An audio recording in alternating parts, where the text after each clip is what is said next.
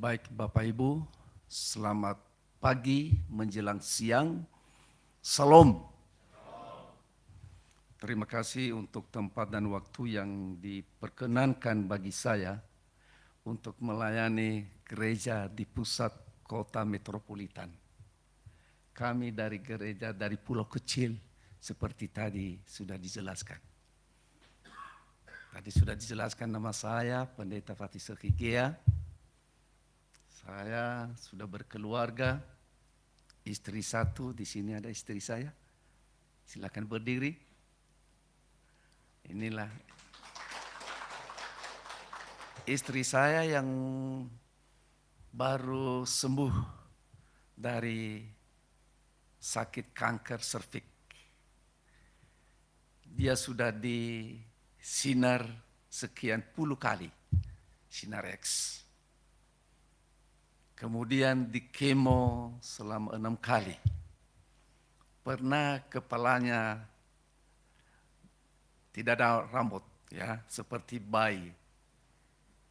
Tapi puji Tuhan, karena kuasa Tuhan dan keyakinan dan doa banyak teman-teman, istri saya boleh bersama kami hari ini bertemu dengan teman-teman ini. Pada bulan Januari yang lalu, sempat ketemu dengan Bapak Pendeta Joni dan istri. Dan sudah melihat langsung istri saya waktu itu masih botak. Tetapi hari ini setelah 8 bulan sudah tidak botak lagi. Malah tampil seperti gadis. Ya, gadis muda. Itu kuasa Tuhan. Saya sudah punya dikaruniakan anak 6 orang. Anak saya banyak setengah lusin. Kalau Pak Pendeta hanya 2 orang. Saya berkat lebih banyak lagi 6 orang. 5 perempuan, 1 laki-laki. Dan puji Tuhan, ya mereka sekarang sudah menjadi dewasa. Dan sudah bisa berdiri sendiri, itu yang kami syukuri. Dan pada hari ini, karena ingin sekali ketemu dengan jemaat di sini, adik-adik saya juga di Jalan Paseban, wah tergerak hati mereka, mau datang ketemu dengan saudara-saudara seiman di sini. Itu adik saya Ina Vita dan Ina Fikri dan ada 2 anak. Silakan juga berdiri adik-adik saya. Adik saya, ini, iya berdiri. Ya. Ini yang ibu yang 2 itu adik istri saya. Lalu pemuda yang ganteng itu anaknya. Anak dari adik saya yang sebelah kanan ini. Dan gadis yang cantik ini, yang sebelah kiri atau sebelah kanan saya itu anak adik saya yang 1. Jadi mereka bawa anak semua. Hanya saya tidak sempat bawa anak. Sebenarnya kemarin sudah rencana. Ada anak saya juga yang tinggal di Greenfield. Dia mau datang tetapi agak terganggu kesehatan. Dan apalagi terburu-buru karena jam 9. Sehingga tidak sempat datang.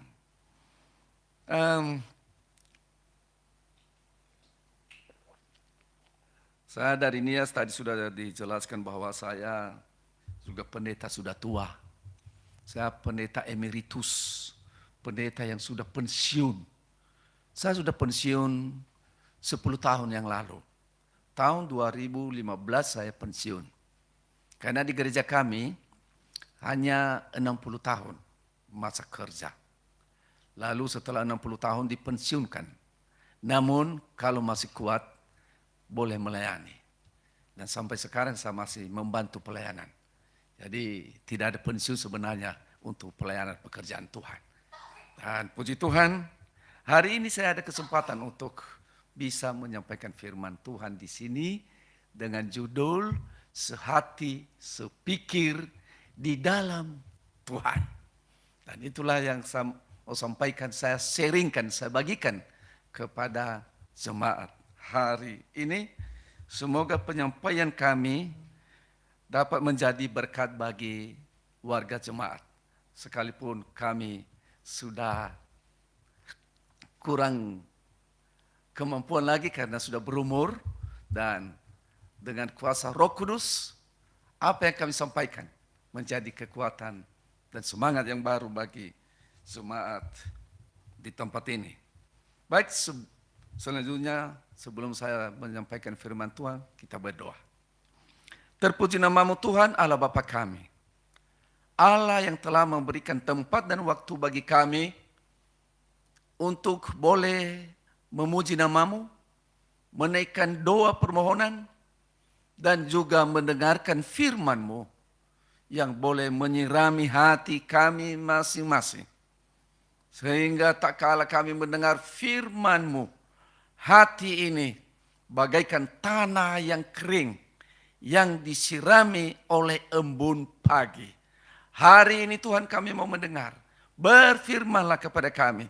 Sebagaimana Tuhan berfirman kepada Rasul Paulus, demikian juga Engkau berfirman kepada kami hari ini, agar kami boleh menjadi seperti hamba-Mu Sulsugos, yang membawa kesegaran, membawa kebaikan, membawa kedamaian di tengah-tengah perselisihan dan perbedaan pendapat. Terima kasih Tuhan, berfirman, hati kami siap mendengar. Amin. Bapak, Ibu, dan saudara-saudari yang dikasihi Tuhan, tadi kita sudah mendengarkan firman Tuhan. Saya tidak baca lagi, karena tadi kita sudah baca bersama-sama, yaitu firman Tuhan yang ditulis Paulus kepada jemaat di Korintus.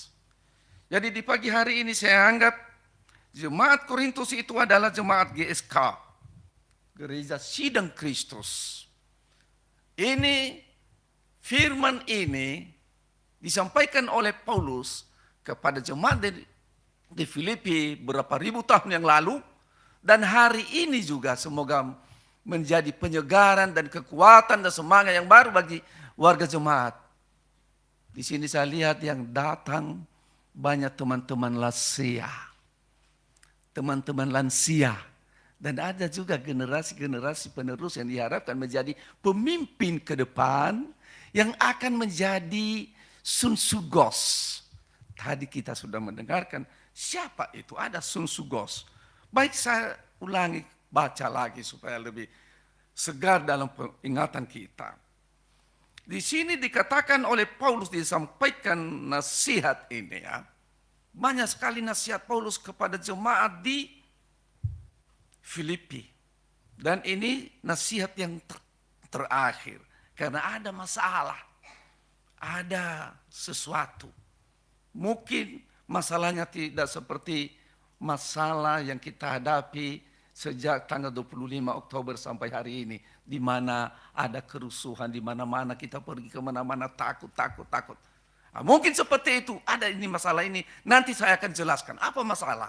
Karena setiap waktu, setiap saat ada saja masalah. Saya akan bacakan di Filipi 4 itu ayat 2. Dia mengatakan, Ewodia kunasihati dan Sintihe kunasihati, supaya sehati sepikir di dalam Tuhan.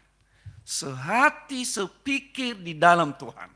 Itu judul yang saya sampaikan. Harapan Paulus supaya jemaat di Filipi sehati sepikir. Dan terlebih-lebih yang dua orang ini, yaitu Ewodia dan Sintihe. Mereka ada persoalan, ada perbedaan pendapat. Siapa Ewodia dan Sintihe ini? Ini orang penting, teman-teman seperjuangan dengan Paulus pada waktu Paulus datang di Filipi. Dan ada lagi teman Paulus yang saat itu pikir, siapa itu? Itulah Sunsugos. Di dalam ayat yang ketiga dikatakan ku minta kepadamu, Sunsugos, temanku yang setia, tolonglah mereka. Jadi Paulus mengatakan bahwa Sunsugos ini adalah teman seperjuangan, teman yang sehati sepikir. Tolonglah saudara-saudara kita yang berada dalam dilema. Saya mau katakan kepada kita, saya mau ajak kita semua, supaya kita semua menjadi pribadi Sunsugos. Nah, ini di sini Sunsugos yang menerima perintah dari Paulus. Sunsugos, tolonglah mereka. Siapa mereka ini? Sintihe dan Euodia. Apa persoalan mereka? Persoalan Euodia dan Sintihe yaitu kemungkinan mereka saling berjuang, berpacu dalam pemberitaan Injil. Kalau waktu-waktu yang lalu ada istilah berpacu dalam melodi. Tapi ini berpacu dalam pemberitaan Injil. Berpacu dalam berbuat yang baik. Berpacu untuk tampil menjadi pelayan Tuhan.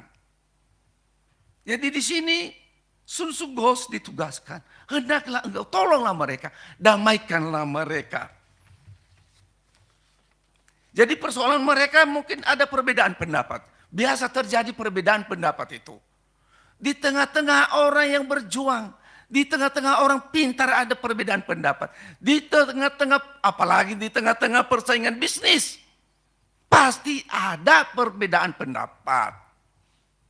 Dalam berbagai aspek kehidupan, seringkali terjadi perbedaan pendapat. Dan perbedaan pendapat itu kita harus hadapi, kita sesuaikan dengan kehendak Tuhan.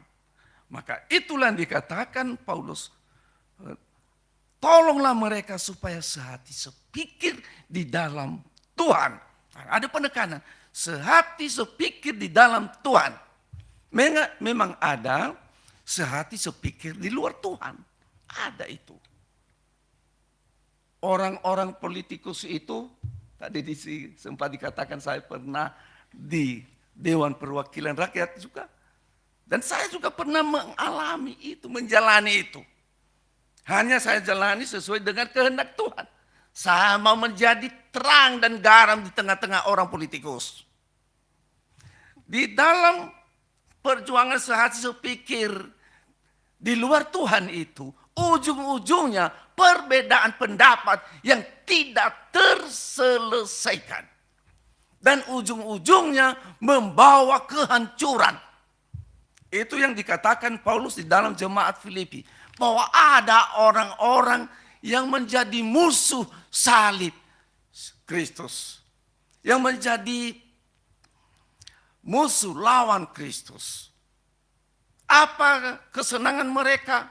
Kesenangan mereka, kebanggaan mereka adalah aib mereka. Itu kesenangan mereka, aib mereka. Apa itu aib? Aib itu perbuatan jahat. Kemarin juga kami sempat melihat di Jalan Keramat. Ada kan kantor polisi, Gegama yang dibakar pendemo. Ada banyak bisik-bisik. Saya juga mau dengar bagaimana saya pancing-pancing. Oh bagaimana ini. Ada juga yang mendukung pendemo. Ada juga yang menekan polisi dan lain-lain. Dan ada juga yang mengatakan, wah hebat, luar biasa, bisa dilumpuhkan polisi. Wah, karena kantor polisi bisa dijarah. Jadi itu sebuah kebanggaan. Ada yang mereka bangga, waduh ini sudah dibakar. Nah kenapa? Karena keinginan mereka adalah keinginan duniawi. Keinginan duniawi. Bukan keinginan rohani. Tidak seperti yang dikatakan Paulus. Hendaklah engkau sehati sepikir di dalam Tuhan. Bapak-bapak dan ibu-ibu, rekan-rekan lansia di sini. Dengan umur kita yang lansia ini kita dipanggil supaya lebih dekat kepada Tuhan. supaya lebih menekankan sehati, sepikir di dalam Tuhan. Kalau ada hal-hal yang tidak berterik, marilah kita redam itu. Kita tekan itu. Seringkali saya mengatakan begini, marilah kita berpikir positif. Positive thinking. Jangan berpikir secara negatif. Di sini Sun Sugos mengajak membawa kedua saudari kita yang bermasalah ini. Mungkin juga Euodia ini dan Sintika ini adalah tokoh perempuan. Teman-teman Lydia, ada Lydia juga tokoh perempuan itu di Filipi. Lydia. Dan di sini ada yang dua orang ini yang berbeda pendapat. Dan puji Tuhan, nampaknya Euodia, Sun Sugos mampu mempertemukan pendapat yang berbeda pendapat ini. Mampu mempertemukan. Kenapa? Karena pada akhirnya jemaat Filipi masih bertahan sampai hari ini. Kota Filipi itu termasuk kota wilayah Yunani, ya, wilayah Yunani. Yunani itu termasuk daerah kutub utara, dekat daerah Swedia sana. Saya pernah ketemu dengan orang-orang Yunani. Waktu kami ada rapat pimpinan gereja di kota Lund di Swedia, dekat kota Yunani dan tidak jauh lagi itu Filipi. Sebenarnya saya mau ke sana waktu itu, tetapi tidak mengizinkan karena waktu. Saudara-saudara, Tuhan memakai Sun Sugos ini bagaimana mempertemukan yang berbeda pendapat. Dan disitulah dipanggil Sun Sugos ini memperbaiki yang rusak. Gereja ini sering saya katakan, gereja ini adalah sebuah bengkel rohani. Bengkel rohani. Gereja itu adalah salon rohani. Kalau bengkel itu tidak dibawa kendaraan yang tidak rusak. Bengkel itu adalah tempat kendaraan yang rusak. Dan di dalam bengkel itu ada orang-orang yang ahli mesin, mekanik yang tangguh. Dan para mekanik itulah memperbaiki mesin yang rusak itu. Tidak menjadi barang yang dibuang. Bagaimana bermanfaat yang tidak bermanfaat. Bagaimana menemukan yang tidak ditemukan. Gereja Sidang Kristus mungkin juga dipanggil sebagai Sun Sugos yang bisa menemukan jiwa-jiwa yang belum didapatkan di sini. Jiwa-jiwa yang haus yang ada di sekitar kota ini. Temukan satu persatu. Biarlah semakin bertambah orang-orang yang sehati sepikir di dalam Tuhan. Cabut dan tarik satu persatu. Orang-orang yang sehati sepikir di luar Tuhan. Jadi siapa orang-orang yang sehati sepikir di luar Tuhan, itulah yang membuat rusuh ini. Itulah yang membuat rusak ekonomi ini. Itulah yang membuat mengurangi kedamaian dan kesejahteraan. Itulah yang merusak Pancasila kita. Pancasila kita ada unsur negara kesatuan. Ya. Keadilan sosial. Di mana ada keadilan sosial? DPR RI hanya mau menyenangkan dirinya sendiri. Mau menaikkan gaji. Dan menambah beban kepada masyarakat. Naikkan pajak tanggung jawab masyarakat. Tetapi mereka bersenang-senang. Setelah tercapai keinginan mereka. Mereka menunjukkan keangkuhan, kesombongan, keuntungannya itu. Ada dulu pernah saya khotbah, saya kasih ada penyakit orang-orang yang bersekutu di luar Tuhan itu, istilah ung ong ang. Apa itu ung ong ang? pribadi-pribadi yang hanya mementingkan diri sendiri. Itu cari untung saja. Dengan mencari untung merugikan orang lain. Keangkuhan, kesombongan. Di dalam satu pribadi hanya cari untung, membanggakan kesombongan dan keangkuhan. Di dalam Tuhan itu tidak berguna. Tidak berguna. Oleh karena itu hari ini saudara-saudara, jemaat sidang Kristus, kita dipanggil menjadi berperan seperti Sun Sugos. Sun Sugos menolong orang yang berbeda pendapat. Gereja sidang Kristus bisa menjadi seperti rumah sakit yang dipenuhi oleh dokter-dokter spesialis yang mampu menyembuhkan penyakit. Sehingga orang yang keluar dari rumah sakit itu menjadi sembuh dan sehat dan pulih. Orang yang keluar dari gereja setelah ibadah di sini, orang keluar dengan sebuah kesegaran rohani yang tidak hanya memikirkan kepentingan sendiri seperti Paulus juga nasihatkan pada pasal sebelumnya. Jangan seseorang hanya mementingkan kepentingan sendiri, tetapi ingatlah kepentingan orang lain. Jangan hanya mengutamakan diri sendiri, tetapi utamakanlah orang lain. Itulah beberapa kunci-kunci yang membuat kita benar-benar sehati sepikir di dalam Tuhan dan mendapat berkat yang berkelimpahan kepada Tuhan, daripada Tuhan. Dalam hal mencari sesuatu ada percakapan antara Yesus dengan murid-muridnya di dalam Yohanes 6 ayat 27. Apa kata Yesus di sini? Tak kala mereka berbicara mengenai roti kehidupan. Roti hidup itu adalah Kristus. Tak kala para murid-murid memikirkan mengenai kebutuhan sehari-hari, maka Yesus berkata kepada mereka, bekerjalah bukan untuk makanan yang akan binasa. Dan itu ditekankan.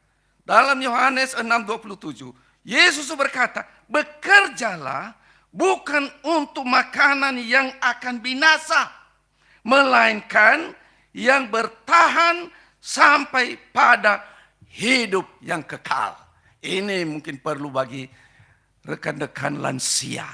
Kita bekerja bukan untuk hanya mencari makanannya yang hanya beberapa jam, hanya terbatas waktunya. Tetapi marilah kita menggunakan hari-hari ini untuk mengerjakan sesuatu yang tidak berkehabisan, bahkan bisa menuntun kita sampai pada hari yang kekal, sampai kedatangan Tuhan Yesus.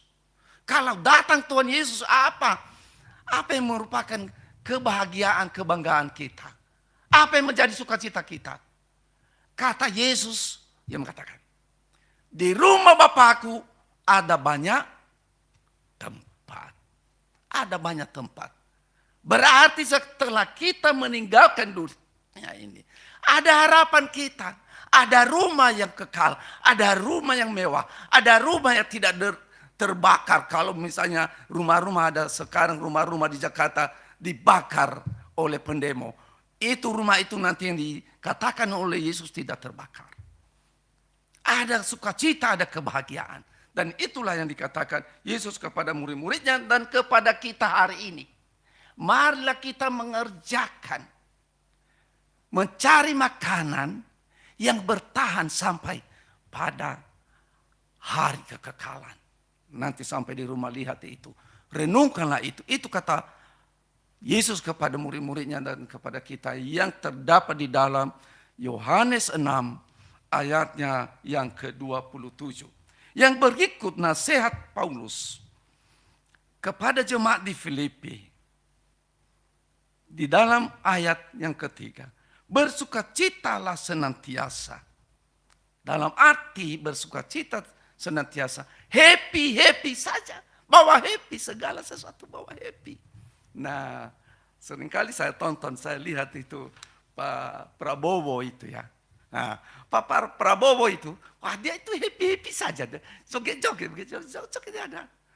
Nah, itu saya lihat, wah ini seperti yang dikatakan Paulus kepada jemaat di Filipi itu. Happy-happy saja. Berbahagialah senantiasa sekalipun di dalam tekanan. Jemaat sekalipun di dalam tekanan. Tetapi berbahagia. Kenapa berbahagia? Karena kita yakin dan percaya bahwa di balik kehidupan di dunia ini ada kehidupan yang lebih menyenangkan. Yaitu kehidupan surgawi. Kehidupan surgawi. Yang mengatakan, bersukacitalah senantiasa. Bagaimana supaya kita tetap sukacita di dunia ini? Tips yang saya bisa sampaikan. Yaitu, pikirkanlah semua kebaikan Tuhan di dalam hidup ini. Renungkan kebaikan Tuhan yang sudah kita rasakan, yang sudah kita alami. Renungkanlah itu. Istri saya waktu dia di kemo, waktu dia di sinar di rumah sakit Darmais, ada kata-kata yang saya tidak lupa dari mulut seorang dokter. Dan dokter ini luar biasa. Apa katanya? Happy-happy saja Ibu Idami. Nama istri saya ini Idami. Setiap ketemu buka pintu, wah Idami, wah happy-happy saja ya. Dia tahu bahwa penderita dan pasiennya itu, waduh, sudah stadium 3D. Hampir-hampir tidak ada harapan. Sudah stadium 3D kankernya. Tapi dokter mengatakan happy-happy saja. Pasiennya keluar dari pintu. Ya ibu jangan lupa ya happy-happy saja. Dan itu membuat pasien itu senang.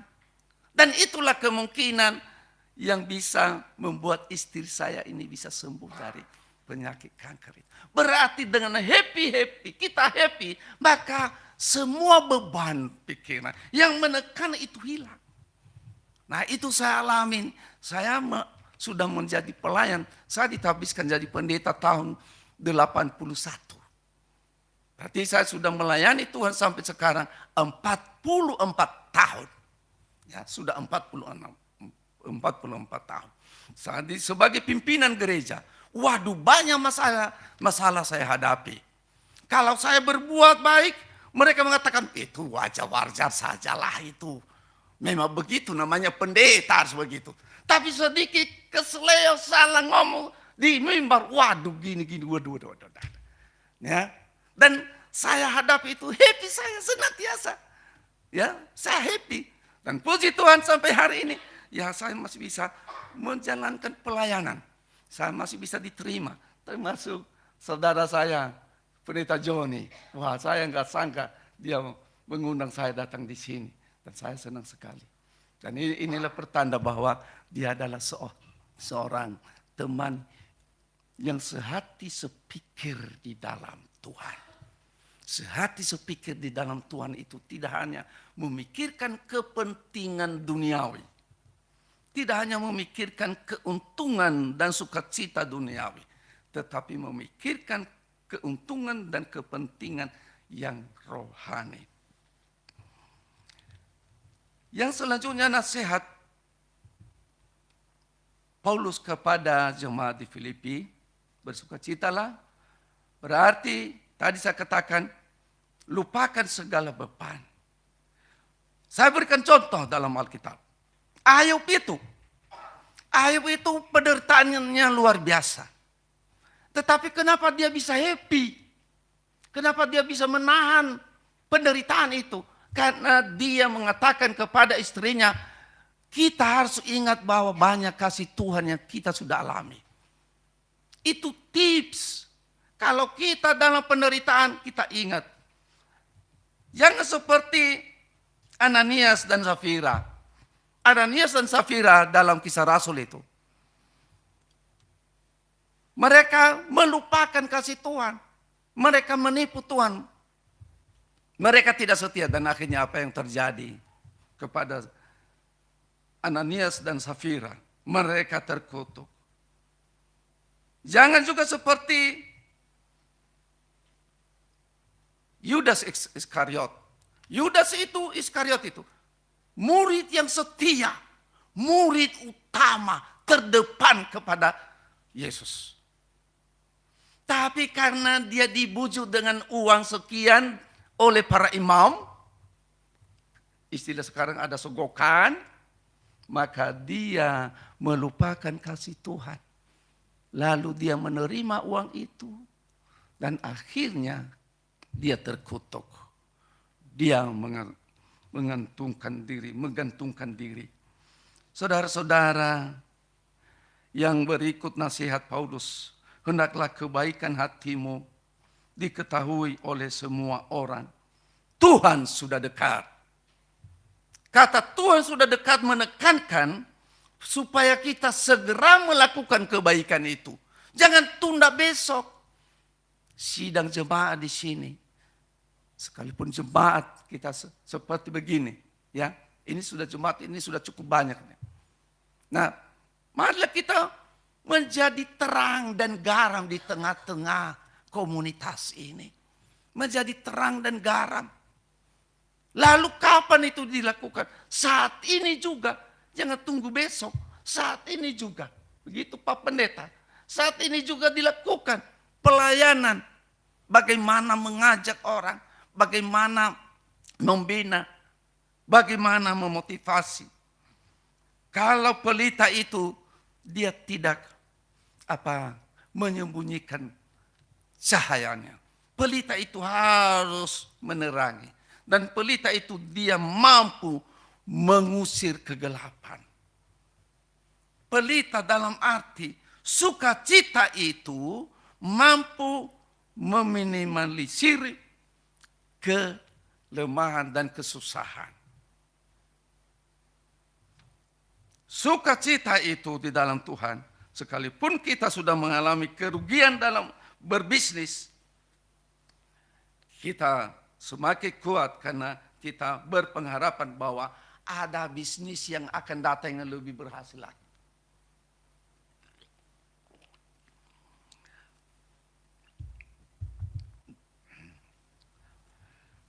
Bapak, Ibu, dan saudara-saudari yang saya kasihi, ini ada 3 penekanan-penekanan yang disampaikan Paulus kepada jemaat di Filipi.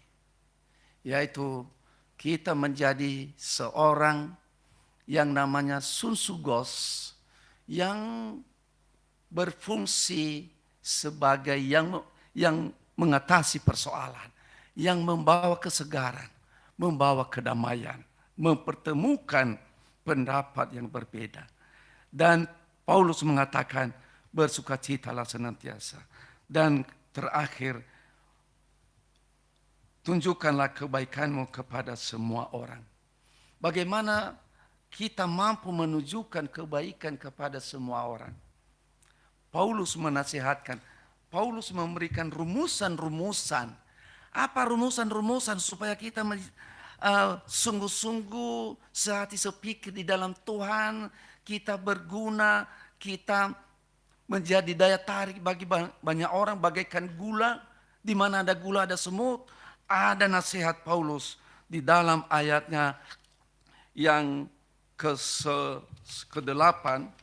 Dia di situ dikatakan semua yang benar, semua yang mulia, semua yang adil, semua yang suci, yang manis dan sedap didengar, dan semua kebajikan,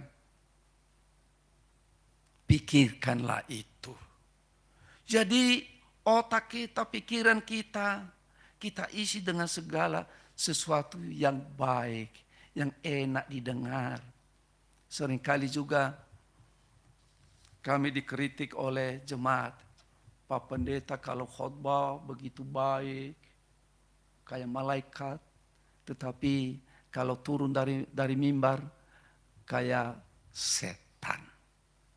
Saya bilang, terlalu keras itu, mana setan.